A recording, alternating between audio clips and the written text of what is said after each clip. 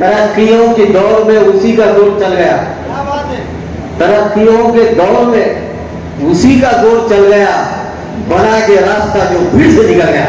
धन्यवाद, जय हिंद, जय। दूसरा शेर आष्टीकर साहेब करतो।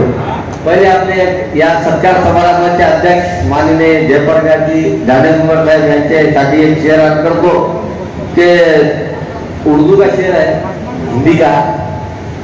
तुम्हारे जख्मों पर चाहत से पट्टी कौन बांधेगा, तुम्हारे जख्मों पर चाहत से पट्टी कौन बांधेगा, अगर बहनें नहीं होंगी तो फिर राखी कौन बांधेगा, तुम्हारे जख्मों पर चाहत से पट्टी कौन बांधेगा, अगर बहनें नहीं होंगी तो फिर राखी कौन बांधेगा। हमारी महफिलों में तुम बड़े बूढ़े बहुत जरूरी है वरना, हमारी महफिलों में तुम बड़े बूढ़े बहुत जरूरी है वरना, अगर तुम ही नहीं होगे तो फिर पगड़ी कौन बांधेगा।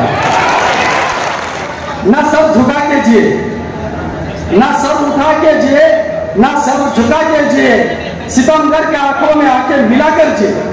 अब एक रात कम जिए तो कम ही सही, अब एक रात कम जिए तो कम ही सही, मगर शिव सैनिक बोल के जिएंगे, शिव सैनिक बोल के